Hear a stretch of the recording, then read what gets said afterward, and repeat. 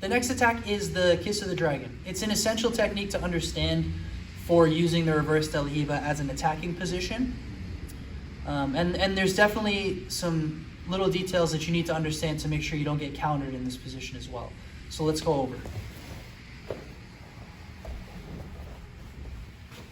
So what's most important is understanding the frame from this position, all right? And then once you really understand how to control the position, how to stop somebody from passing, then we can get into attacking.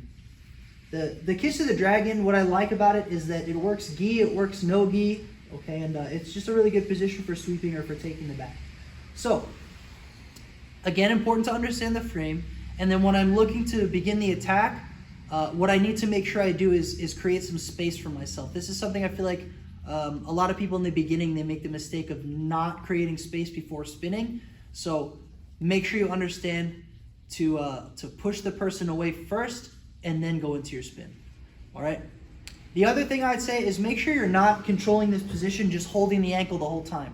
The problem with this is that now she has access to my collar or even my head, and it's really just, those two things are really gonna shut down my attack.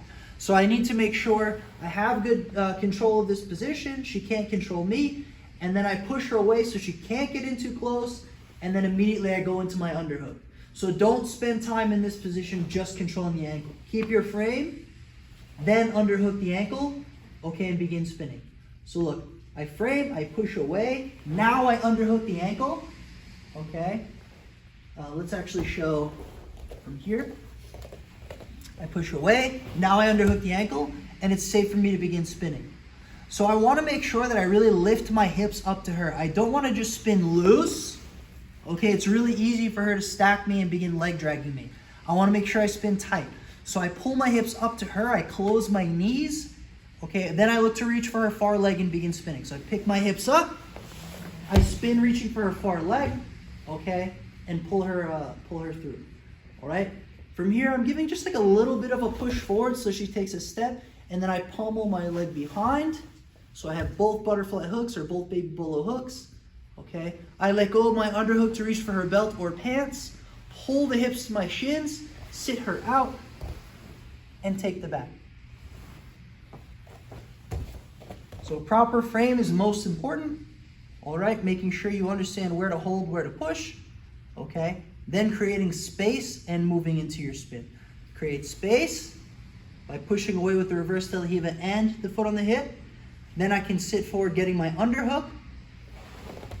Now remember, I want to lift my hips up. So I'm stepping off of her hip, pulling my hips up to her, either just holding onto your hook here or doing like a hamstring curl, okay, or a combination of both.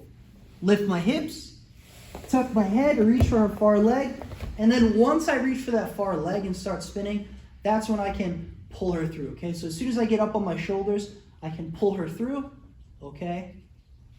Bring my first hook behind for my first baby bolo hook, pummel my second hook in for my second baby bolo hook, let go of my underhook, reach my arm up to her, or my grip up to her waistband or to her belt, pull the hips to me, and then sit her out and take the back. So one more thing that I wanted to talk about is keeping the knees tight. All right, I already talked about the frame. I already talked about making sure to not be holding onto the ankle the entire time. I already talked about pushing away before you spin, making sure you get the underhook, lifting your hips up, okay? The last thing, just make sure you keep your knees tight as you spin. So what I mean is keep your knees close together. That's gonna make it difficult for her to separate your legs, pin your legs, and start attacking your back or start attacking the leg drag. So I have a good frame, I push away, then I get my underhook. Now I lift myself up to her with my foot on the hip and with my Reverse De La Riva leg, either just holding onto the hook or hamstring curling. Okay, so lift the hips, and then I'm gonna tuck my head, pinch my knees, all right, and spin, pulling her through, okay? Then from here is where I can pummel both hooks behind and begin taking her back.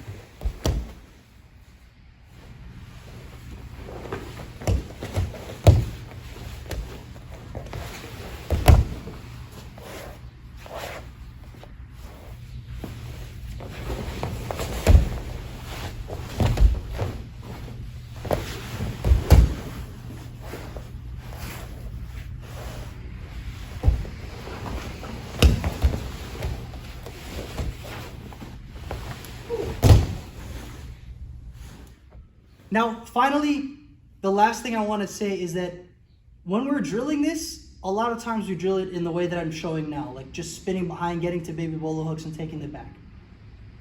That's great. That works a lot when somebody's not really sure what's going on top.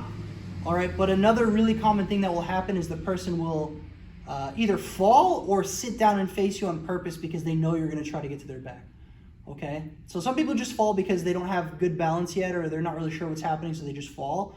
Okay, the other thing is that they just sit because they know you're going to the back. Okay, so I just want to show that if that situation does happen, so say I spin through and Coach Jimmy just falls, right? Obviously, I'm not going to be able to put both hooks behind.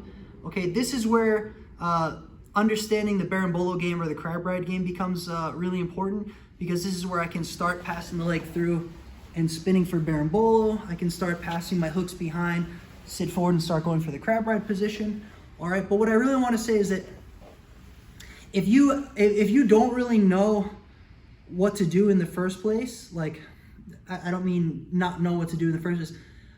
If you don't really understand the berimbolo game yet, but you're starting to spin Kiss of the Dragon on people, if you get this reaction where they sit down, you don't have to just let the person get up and give up the position. You can do like I'm doing here. Okay, you can look to grip their pants. Okay, pummel the hooks behind, and then just do like a technical stand-up so that you can finish on top in a sweep at the very least. Okay, so you might not get the 4 points for the back, but you'll get the 2. You'll be able to come on top. Okay, and you'll get something out of it. So again, if you're just starting off spinning and trying to use the Kiss of the Dragon, you can spin through. Okay, if the person happens to fall down or chooses to sit down and face you, if you're not confident in your ability to spin under and look to continue attacking the leg drag or the back, you can control their pants and just get up and use the sweep.